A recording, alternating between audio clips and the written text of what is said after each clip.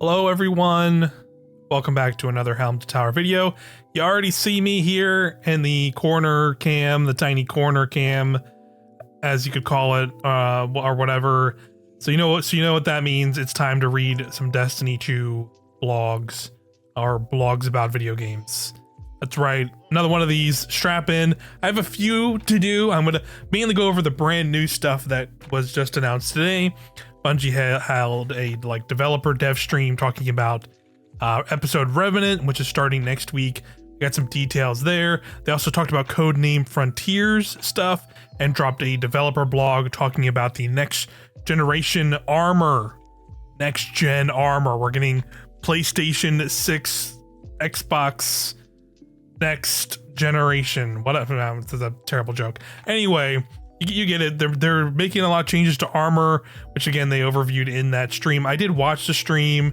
I didn't really record reactions to it. I was like working during the day, so I was just now that I've done that, I'm looking at this kind of stuff for the first time. I've actually read the next generation armor blog, so I'm going to read through that, give raw reactions. I have sort of a synopsis of the stream I'm going to go over, and then they also released those kind of combat blogs and raid dungeon blogs that I didn't really put any of my thoughts out. I thought I might as well just collect it all now, and this could serve as sort of a preview for Revenant and also the preview of Frontier stuff, which admittedly I'm still a lot more excited about. That's kind of my vibe check with Destiny lately, as I'm sure a lot of other folks are, of this new episode sounds a little bit more interesting from what they announced in that dev stream than Echoes did, at least out the gate. But who knows? We'll just have to see once we get into it. But speaking of getting into it, let's get into these blogs. I'm not going to waste any more of your time. Let's talk about next generation armor. Let's read. I'm going to just skip because I think this is usually always the same kind of thing at the top. This is a deep dive in our future plans for armor. Compared to weapons, armor has been relatively unexciting rewards for a few years now. In years ahead, we will be introducing new properties to armor and changing how stats work to make it easier to change armor around. Okay, so I like the sound of that, and I do agree that armor's kind of been the same for a while. I've had no real reason to, chase stats or work with stats or do other kinds of things and have armor drops kind of matter rather than they just being of course the cosmetic points for them and getting all that stuff unlocked. That's still okay, all things considered, but the other part of it of kind of feeding into your build crafting and stuff like that, that's not mattered to me at all for years, and a lot of folks. So that seems like they're really going to be tackling that now. So let's talk about the problem. In the years since the last major update, which was in Shadowkeep with Armor 2.0, armor settled into a relatively static part of the reward story. Once you have the right stat rolls, this is very little else to look forward to. The intricate balance of stat values is a lock-in effect that makes it hard to want to swap anything out anyway. For armor to be exciting again, it needs some unique properties, and stats need to be easier to manage without so much need for fine-tuning. So here we go. It's the solution. This is their future plans for armor with Revenant. I think they said, or not Revenant, excuse me, with Frontiers. So starting with next year in Frontiers, with I think Apollo's the first expansion in the summer, and then there's Behemoth, which is towards the end of the year. We'll start seeing some of this stuff come to fruition. So let's see. Stat on armor will be changing in Codename Frontiers in order to make them more player friendly. The first major change is the mechanic of the stats themselves. Stat effects will no longer be tiered every 10 points. Every point in a stat will provide a benefit. Okay, that's pretty big. That's pretty different. This change is intended to reduce the lock-in effect that happens when a fine-tuned combination of stat values makes it feel impossible to switch out any single armor piece. Yeah, I totally get what they're saying there, where it's like, all right, well, I have 100 resilience. I don't really need much else right now. Sure, I could have a little bit more intellect or a little bit more this or that, or I know mobility can matter in PvP more, yada yada. But once you have that stat kind of tuned, I kind of just want that, and that works for me across the board in pretty much anything in the game. So why would I like change this? Like that's kind of what they're saying with that first point. Stats effects will be capped at 200 with the range from 101 to 200, providing an additional powerful effect building on the base effect. This change is intended to support deeper investment in a smaller number of stats and spikier stat distributions armor with fewer secondary dump stats. I like that, dump stats. In addition to the above change, distribution of stats on armor will also be changing. Legendary armor will have a stat archetype which determines the primary and secondary stat types, with a third stat being a free roll. The values of these stats can be overall be spikier, leading to fewer points in dump stats.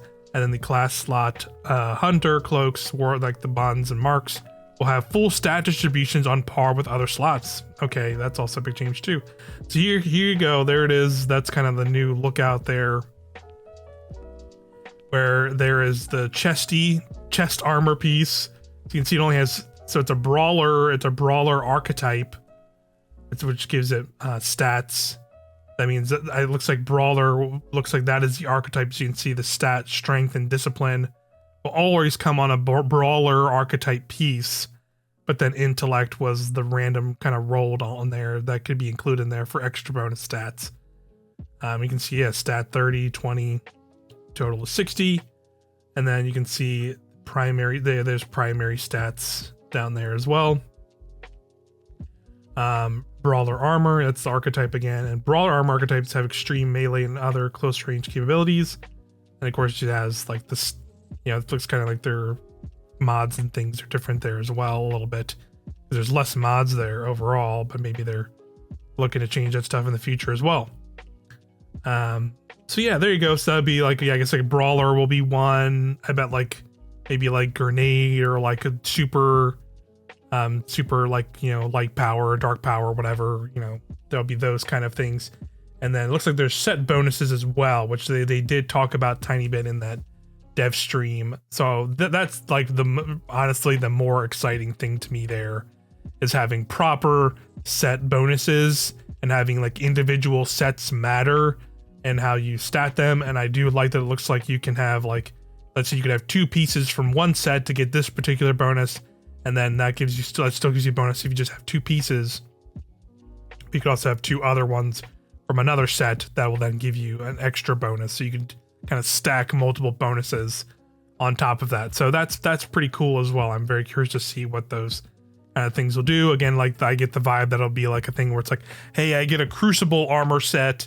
They'll probably have set bonuses that are applicative to things in the Crucible, are more beneficiary in things like the Crucible. And, maybe, and then obviously you have like raid and dungeon armor sets will probably have like bonuses that are more applicative to those in there. So yeah, cool. I'm down for that idea and that concept. And, armor sets having more impact on the game across the board. The only worry is, of course, and maybe they'll get into it in this blog, I don't know, because they didn't really touch on this in the dev stream, remember, but it's like, what's kind of the existing armor going to look like? What is literally I keep one of every piece of exotic armor in my vault for each character. Like how does exotic armor change with this change? So that could be something. I think you're going to, as cool as it is to see a bunch of new updates and refreshes to this stuff, if I'm being told I have to like go regrind every piece of my exotic armor, I don't know about that, Chief. That's going to be a big ask for a lot of people at this point in the life cycle of the game. But I know some people are looking for that, right? There's some people that absolutely will be like, sure, yeah, fuck it, let me go get some new shit, and that could be fine. I think if there's how they balance that, I guess we'll just have to see. All right, let's move on to like new stats here. Some stats will be changing with 3 goals in mind. So improve specific weak stats that offer little value, reduce or eliminate mandatory must-have stats, and overall improve understandability of stats and their effects. So yeah, always is really good. Like I kind of mentioned before, like for me, it's like having 100 resilience is like pretty much mandatory, feels pretty much mandatory, especially if you're like an end game PvE player. Like I'm always going to go for that. Like pretty much always going to have that in my slot. Other stats I will get try and get decently leveled, but also don't matter as much. So here's what's changing. Discipline from 1 to 100 provides increasing grenade cooldown reduction. That's pretty much how it is now. But now from 101 to 200 provides an increasing chance to gain a bonus grenade charge whenever your grenade becomes available. Stats renamed to grenade to improve readability. So just, yeah, they're just changing the name. Instead of discipline, it'll just be grenade. And then also strength will also just be melee and has a similar concept. That sounds pretty cool. So that's going to be, I wonder how that'll work with like subclasses that already have multiple ones. That means like if I have the strand, if I'm strand warlock and have the 3 melee charges, well, and I expend all of them and then 1 recharges, I guess that's how it would work, because instead of getting, I wouldn't immediately get 4 charges, I would just get like a second charge back immediately. So those would get those much more quicker, but that then gives a lot of the other melee abilities way more uptime too, potentially, depending on how you stat it out. Where if you want to have like, if you want to go all the way to 200 discipline or strength, those are going to make those give you better odds at getting that kind of stuff. So here we go. Special ammo also from 100 to 100 increases stat at which special ammo bricks drop from final blows. Stat from 100 to 200 provides an increasing chance that a double-sized brick will drop. So interesting that now special ammo will be, I guess, a stat you can build into. Interesting. I think, yeah, just like ammo munitions, like a munitions ammo stat in general, I think would be cool. So specifically making it for special ammo, cool, why not? Yeah, I'm cool with that. But here we go. So we have some set bonuses as well. Some ideas here. Let's see what these are about. Think of them like an origin trait for armor. They'll represent the theme of the armor and allow you to reflect that fantasy in the way your build plays. Set bonuses are perks granted to you equip 2 and or 4 pieces of armor from the same set. This allows you to either commit to 2 bonuses at the same time or find combinations that fit your unique needs. We're keeping both approaches in mind as they take shape, and are excited to see what each guardian chooses to do with these new tools. Note that there is no bonus at 5 pieces because most builds are expected to be to include a piece of exotic armor. Makes sense. So here we go. Here's some of the perks ideas. So Tex Mechanica, so that's like a gun. That's like your yeehaw guns. I'm forgetting Dead Man's Tale exotic and some other ones like that. Like so from that dungeon specifically. Oh god, the Vex one in the tower. Forgetting its name already. All my Destiny information is gone. Oh god. Anyway, let's just read these. So here's a perk. While shooting from the hip, you have increased movement speed and weapon handling. And then for perk 2, which is for 4 pieces, Tex Mechanica weapons have increased range and accuracy when hip fired. Cool. So that's like, it basically plays into that idea of Tex Mechanica weapons already. This one has non-stop aggression. Final blows with freshly reloaded weapons heal you, and what damaging a target with a shotgun or fusion rifle increases the damage it takes from those weapons. Excuse me. For a short time. So yeah, that's pretty cool. So just it plays into those kind of, honestly, it plays in, that sounds like a PvP thing where it plays into that kind of, you like to rush in with like your shotgun or fusions play style. So that you can kind of rush in, and then when you reload, get a heal off of that after you kind of get a kill in a PvP. That's where I see that kind of taking over. Demolitions Expert is another one. Direct hits with explosive weapons temporarily increase their reload speed. That sounds fun. Repeated direct hits with explosive weapons temporarily increase grenade ability damage. So that's pretty cool. That sounds like a DPS like loop. So you want to like shoot a rocket, reloads faster, and then as you shoot multiple rockets, like if you have a rocket launcher that shoots multiples, that is increasing your grenade. So you can like shoot 2 or 3 rockets from a rocket launcher, throw your grenade, then reload your rocket faster, something like that. Yeah, that's cool. And of course, a Vanguard Operative. That sounds like a pretty obvious where that set bonus will come from. Activating your grenade gives you and nearby allies damage resistance against combatants. Defeating champions with a finisher generates special ammo for you and your fire team. That's cool. So that's just like a default armor set thing there. So that's pretty cool. That definitely, like, yeah, the potential of that is cool. But now I'm also thinking about, oh god, that's gonna like explode the vault, right? Like, I already have a lot of weapons in my vault, but I don't really keep armor. That's like the one sort of like positive about the current armor system is you don't really need to keep a bunch of rolls of armor once you have the stuff you want. I just keep exotic armor pieces. So this is clearly gonna, open that up way more. But here, maybe they'll yeah, I can see here in the fact they're going to talk about it. So here we go. Great. Let's read the fact. What happens to my old armor? Old legendary armor will be changed as little as possible, but because the change to stat mechanics and types are global changes, old armor pieces will have their stat types, but not their values, changed around. When possible, these changes will be made to the most similar stat, with stats being fundamentally reworked. This won't always be possible. So it sounds like there will be some armor. So like if you're keeping legendary armor still for now, it will receive changes, but it might not go all the way. I guess we'll just have to see how that works out. Here we go. What about exotic armor? Updating the exotic armor pursuit is on our roadmap, but won't be part of the initial update that is focusing on legendary armor. So to make sure that exotics and their build defining perks remain a compelling option, we are working out a design that will allow players to update their exotic armor to bring their stat bonuses in line with the changes to legendary armor. Okay. Exotic class items introduced in the final shape are a special case.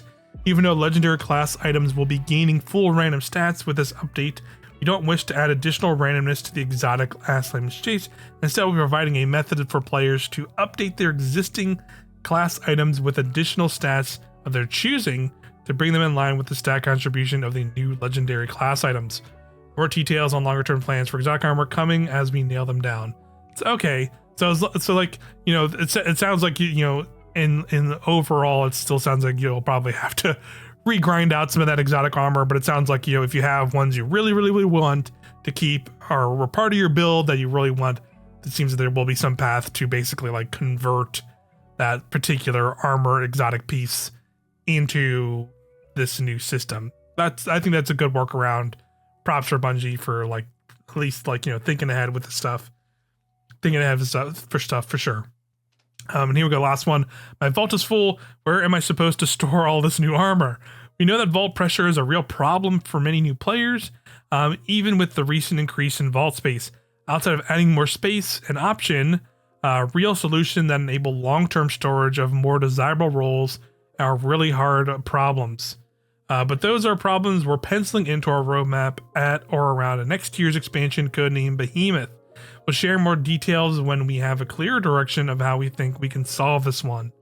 Okay, so thinking about that, I think like the simplest idea is like, I'm saying simple as in just, I don't know what actually takes to develop and build and stuff. I'm sure it's very challenging, but like I guess the simple look at it is like, okay, I have this weapon and, I've gotten a drop of this weapon and now like, I've gotten certain particular roles on it. Maybe I can just essentially, pull the vault basically just becomes like a collections almost style thing. And they almost maybe the idea of like melding the collections and the vault kind of into one almost would make sense to me in some regard, where it's like, okay, I have weapons are more or less in my collections and I've unlocked them. And, I've maybe gotten these particular roles or I've gotten these perks to drop on it. So let me just pull this gun out that I've gotten with this stuff on it. I don't know, maybe that's something they could do, or some weird amalgamation of that concept is what they're gonna do. I guess we'll see. That's still plenty ways off. That's like more than a year from now, at least, for what they're even doing there. So there you go. That's kind of a general idea there. That seems, all this stuff seems pretty all right. Interesting armor things. Again, this is a lot of stuff that'll be with the Frontier stuff next year, so I'm sure we'll hear a lot more like, formative stuff once, we get closer to that for sure. So let's move on here. I'm gonna go through this synopsis. Thank you to Rise of Bacon on Destiny 2 Reddit. I know, please don't close your tabs. I'm on Destiny 2 Reddit. Please don't panic.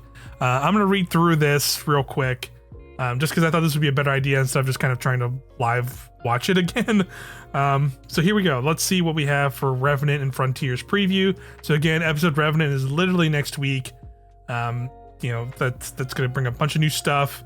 They talked about a bunch of it, or rather, they specifically talked about what Act 1 and a little bit what Act 2 is going to bring about in Revenant next week.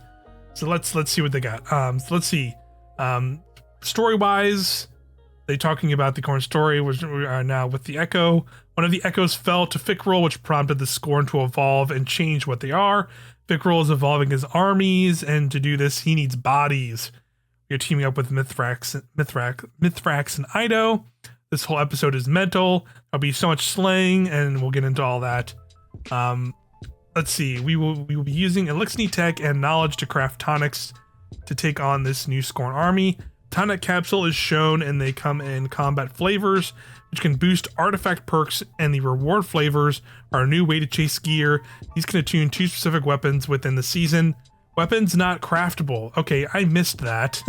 I don't know how I feel about that. I am somebody who likes crafting. I know crafting has gotten a lot of blowback from some of the like more hardcore players, and like I agree with some of their points, but I think like the idea of having to regrind random rolls again for just general weapons in a loot pool that are part of a season activity, I don't know. They will have to just see, because like it also can very much depend on what the weapons are themselves, which I don't know if they showed too much of them.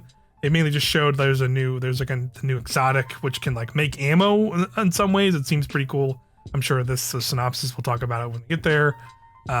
Seems cool.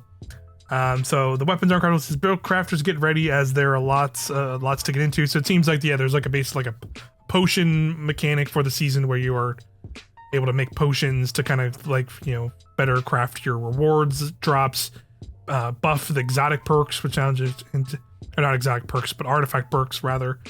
So let's see. Here we go. Over to Onslaught. Show gameplay Onslaught revamp and want to give player feedback. 3 new maps for Onslaught with different enemy factions. So there's going to be, yeah, like they showed it in the gameplay. There was one of the PvP maps has also now been updated to be an Onslaught map. That's really exciting to hear. They're just doing 3 Onslaught maps for this episode. Why not? People really like the Onslaught. It's a really fun mode. So now they're just adding to it and improvement and adding different improvements and also other things like that. So pretty cool. So you can say there he goes. Map Onslaught is Widow's Court.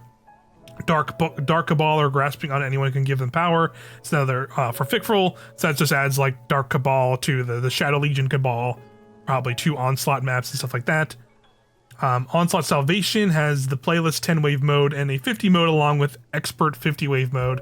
So Onslaught Salvation is probably like a slightly different playlist with the 3 new maps for Onslaught will be my guess.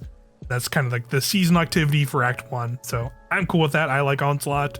And let's see what else they have to say. New defense shown returning from D1 for shrapnel turrets. You can get Scorch rounds, which work with Scorch builds on Guardians. That's pretty cool. So you can like Scorch enemies with the Scorch turrets. There's an airstrike defense, which will mark the ground, and giant beam will destroy enemies. Higher upgrades kept secret and needs tripping by enemies. That's pretty cool. I didn't hear about that one. Airstrike defenses. These updates will also come to the original Onslaught as well. Tripwires will cause stasis, and higher cause stasis crystals. So there's new like stasis tripwires. The seasonal exotic is a primary ammo grenade launcher, which is stasis. Projectiles are like the mountaintop GL. The reload after kills, like ammo support, can produce special and heavy ammo. Fire team can now be healers and ammo generators, given more roles for players is kind of the idea there, I guess. As he's putting it, this is probably what they were talking about. But yeah, that was kind of what I briefly said. Like this new exotic GL that's coming. I guess it's the season pass exotic. Maybe it's not. Maybe we'll get it another way. But yeah, it can straight up has like a thing where you can generate special and heavy ammo off of. I don't know what the parameters are, but there's like a meter to it. It seems really cool. Let's see. Fickrell Scorn has a Revenant Baron, which is a new enemy. Baron will run and have you have to chase it.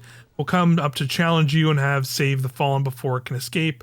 Wave 30, set 3, a chance to get fully masterwork double perk episodic weapons. Banes are expert only and have mods. Like minigames with Banes are expert only and have mods. Like minigames within Revenant, and they can have modifiers, and you cannot predict what's coming with them. So those are the Banes they talked about in another developer blog that was last week, where like enemies have special modifiers that'll come through. So I'll read through that blog as well here after we get through this. I'm kind of just reading their pointers. Like it seems like they just kind of were typing this as they were going. So maybe not the best recap, but I appreciate it nonetheless that they put this all together. Let's see. You can now free captive Elixni, not revealing why saving them is important. Okay, interesting. That maybe it's part of like the storyline, or maybe if you save them, they'll help you out in those the onslaught mode or something. Other old school Elixni will appear in the story for drama. Bungie wanted to build and do more with Onslaught, and this was something they focused on to play into the theme and make it metal. Moth Yards being updated based on feedback. A few weapons Bungie excited for: a double fire stasis GL and connect slot, which will carry the new perk Envious Arsenal, and Chill Clip. Envious Arsenal, interesting. That's a new perk name. Hand Cannon has a new perk. Every time you shatter stasis crystal, you get frost armor. And SMG is Arc Precision with a new perk that ties into Jolt, triggered and on sustained damage. Okay, there you go.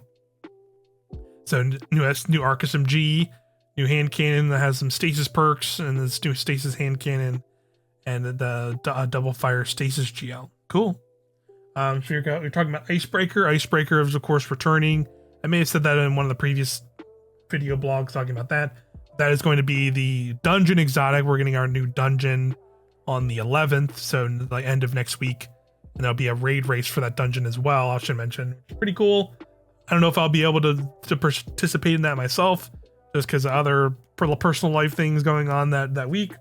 But it's cool they're doing it, and like if you're able to participate and complete it, you get a guaranteed drop of Icebreaker from the dungeon just by doing it on contest mode. So that's cool. I think it's a neat thing to do. Why not try it out? People are like contest mode rating, so I feel like it'll be fun for dungeons as well. So we'll watch that next week and check that out for sure. So let's keep going here. Ice ties deeply into episode with stasis and what's coming. New artifact mods were shown. Theme of stasis and amplifies that in many ways. The grenade launcher perks, of course, as well. There's Overload GL, and there's a new variant of Breach and Clear, which was a fan favorite one as well. And then Anti-Barrier Scout is also one of the ones they shouted out. And then they mentioned that they're trying something different with these artifact mod. This slate of artifact mods, where instead of having kind of the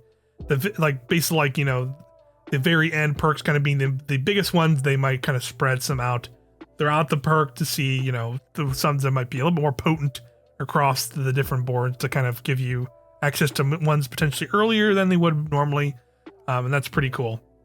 So I like that. Let's see what else we got. Let me see. Try something different. Yep. Fighting Lion buff is coming. Applies volatile. I missed that. That was pretty cool. With volatile rounds on Fighting Lion. Some other teasers for Act 1.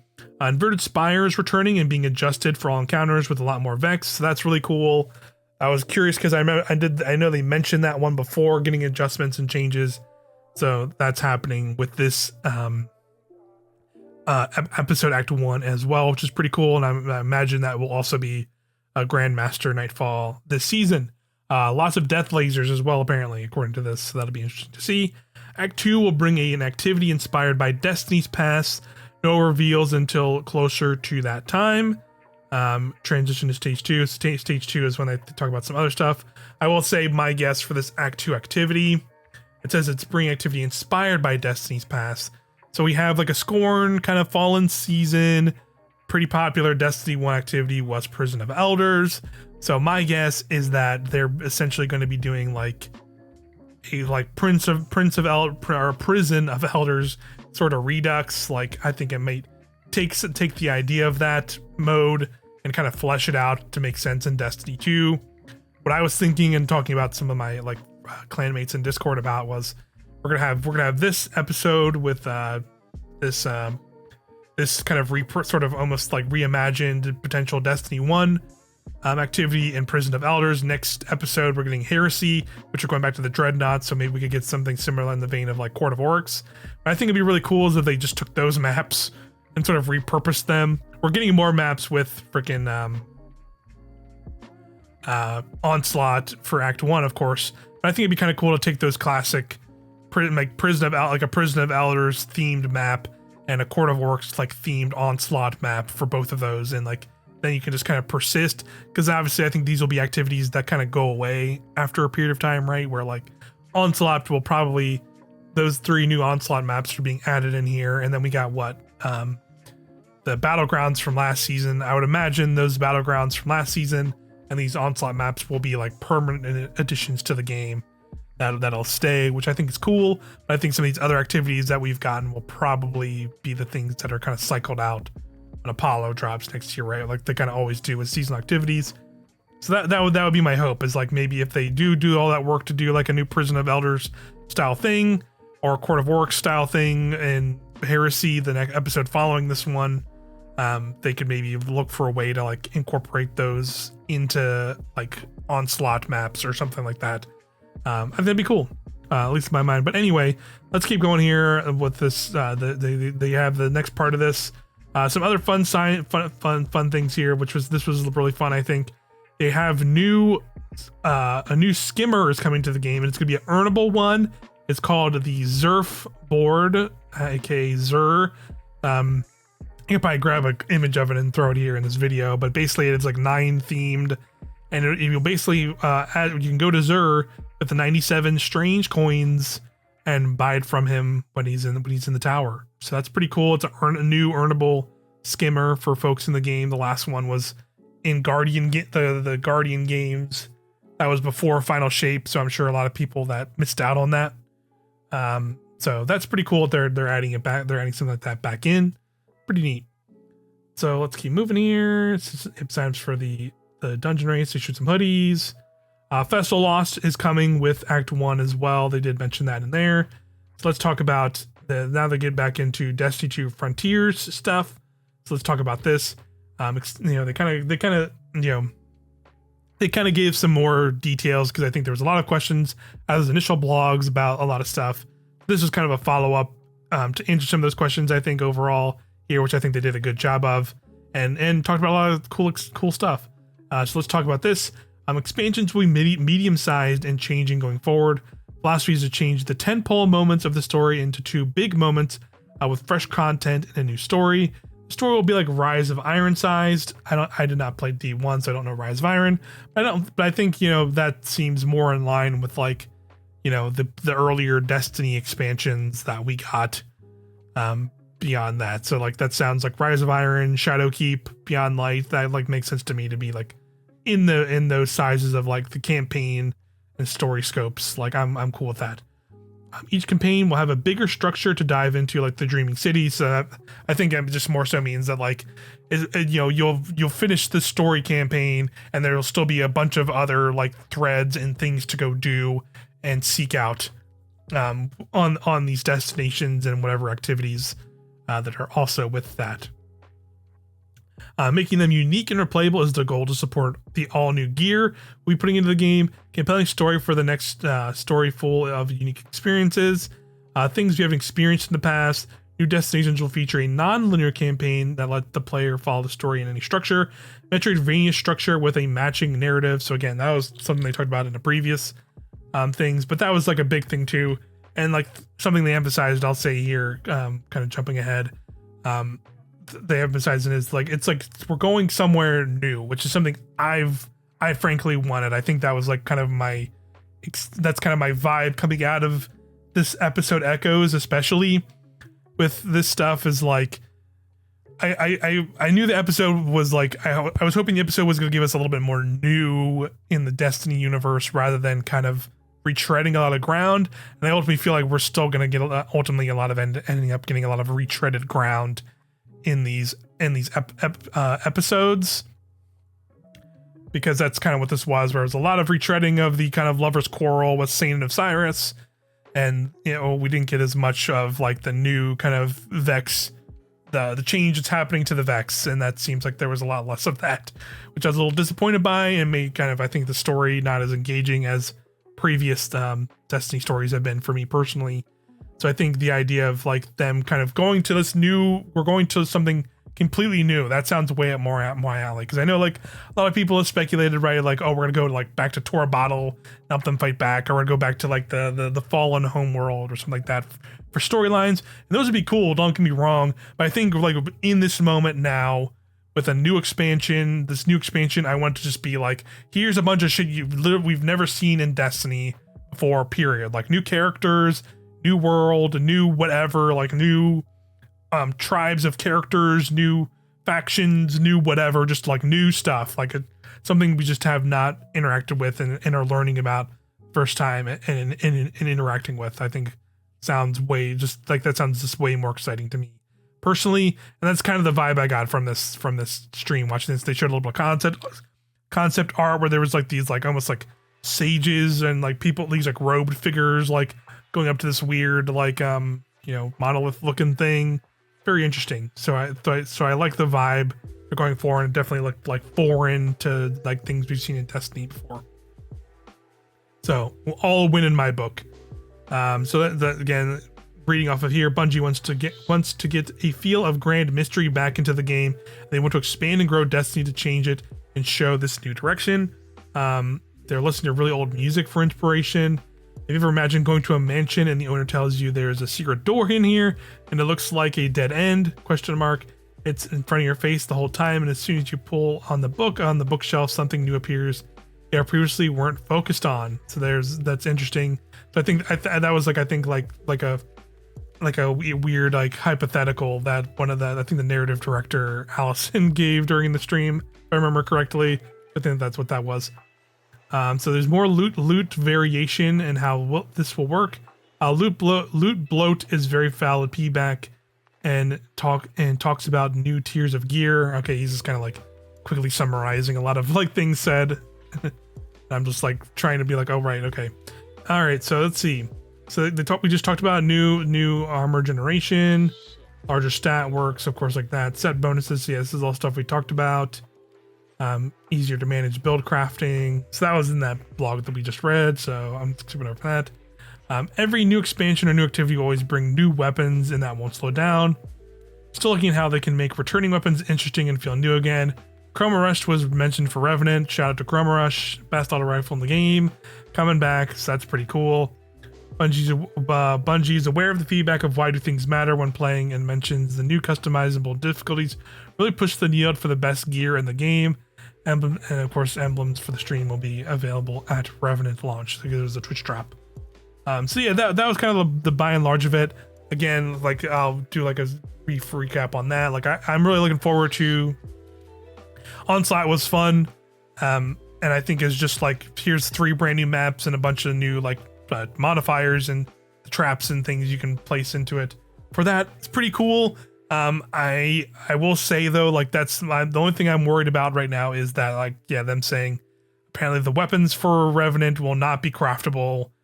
I don't know if that's the right move just to do that fully. I think that will please some people, and I think it will not interest as many other people. So I think they have to find a balance with that. I guess it just depends on how that potion system works. Like if it seems like it's relatively easy to get the things you want, I'm cool with that. But like, it seems like they're trying to bring a lot of that pursuit back, and I get that people want that vibe, but I just don't think dunking on crafting really does that. I think the problem with crafting was how they implemented crafting, not with the actual idea of being able to target the things we want and having them feel like pursuits in the game. I think they could have I think they could just be better about transforming crafting into a more interesting pursuit-based system, rather than it just being like a checkbox system like it is now, where it is really heavily reliant on time gating where I'd rather see it be like, oh, I get weapons, I get a weapon, and maybe it's not the role I want, but maybe I can keep, if I keep using it, and that'll keep it to that'll let me improve this weapon, and or chase down things I want with it in particular, or maybe I do immediately get a really good drop of it, and then I can just, you know, improve it in ways by upping tiers or doing whatever and doing vice et cetera to improve it. I'd rather not see crafting go away, as I guess is what I'm getting at there, because I think it is a good system to kind of combat the potentially excessive amount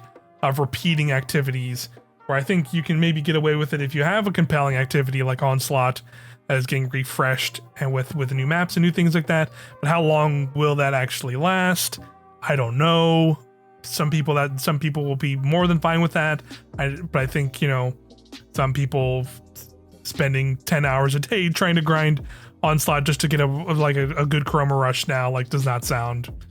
I don't know. That's tough. That's gonna be tough. That's gonna be a tough balancing act. So, you know, and that stuff is just gonna be, we're gonna have to feel it out once they do it. Like, we're gonna have to try out this potion system they're doing with this season and how it feels trying to get chase drops with that stuff. We'll just have to see. All right, I'm gonna try and do these last two blogs pretty quickly here. You know, again, they kind of you know, talked about the raid and dungeon plan and kind of outlined that stuff. These were blogs that came out last week. I thought I'd just give my quick reactions and thoughts about this. A lot of it makes sense, frankly, where, you know, hey, they put new raids and dungeons on that roadmap when they initially revealed the frontier stuff, but now we know that, like, basically the first expansion in the year is going to get a new raid, and the second expansion of the year is going to get a new dungeon. That stuff is all wrapped within anything there, so there's no more stuff like weird dungeon keys or whatever that you have to, like, pay them extra for. Dungeons are now, that single dungeon now be rolled into, like, the core package or whatever that you essentially be buying for the year for Destiny.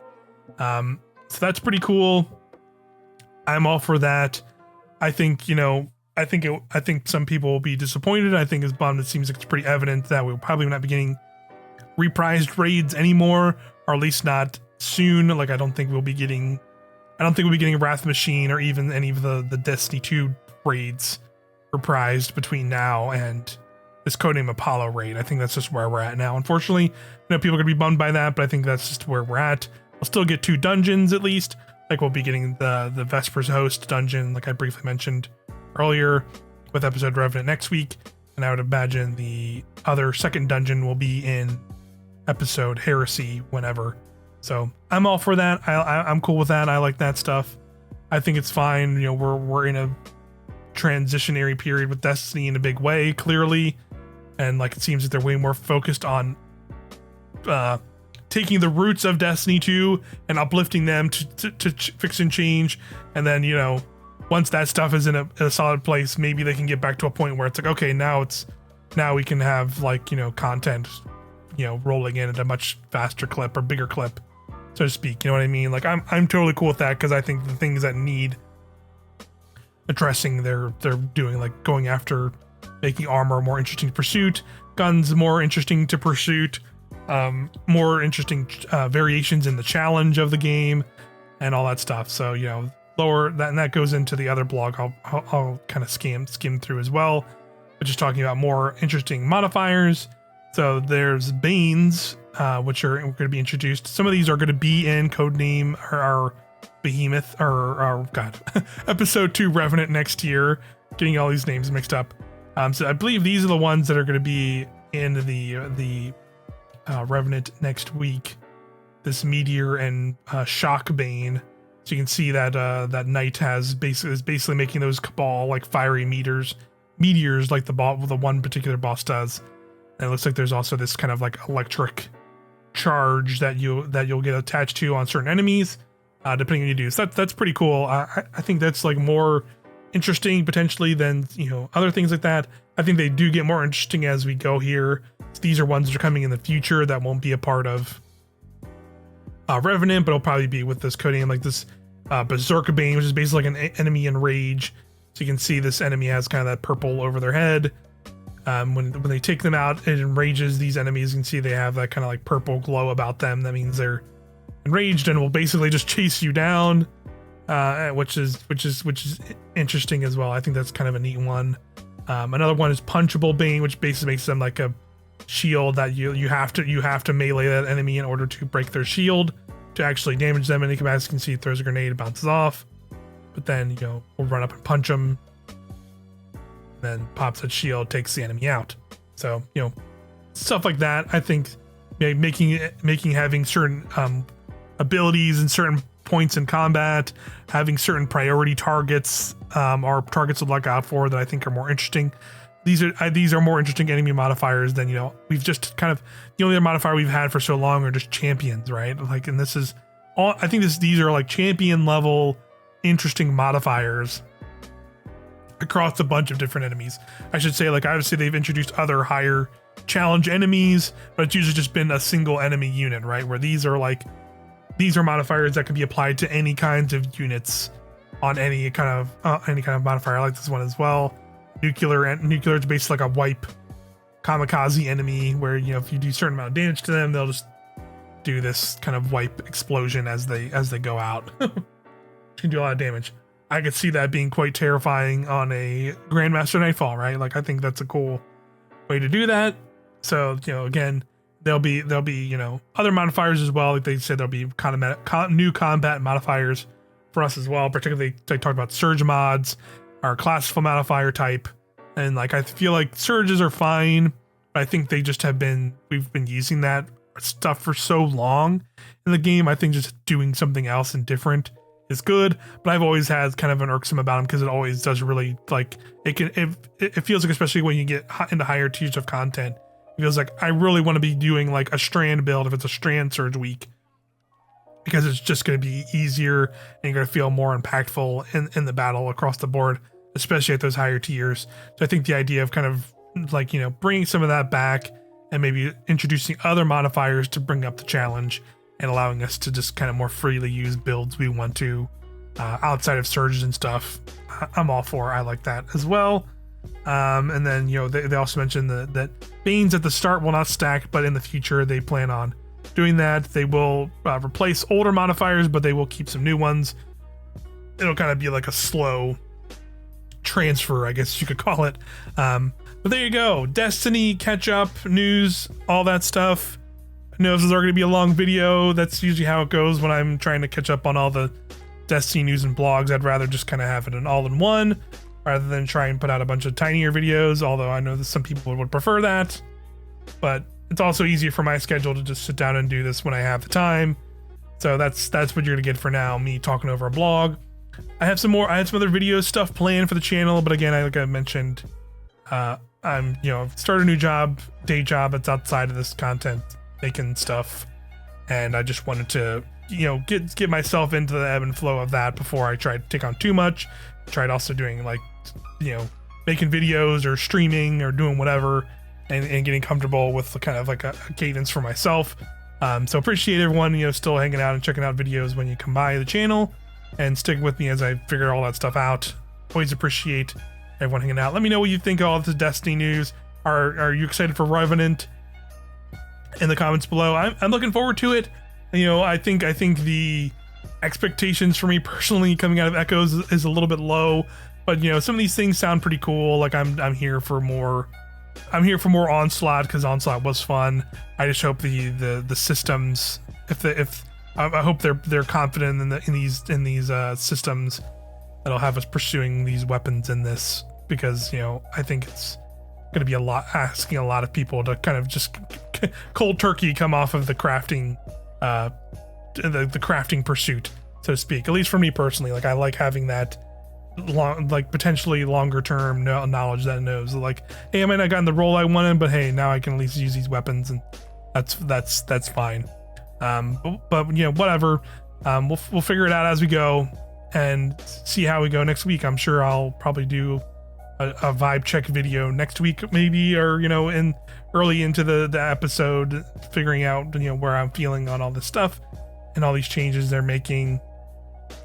But until then, thanks for hanging with me for this longer video. As always, appreciate it.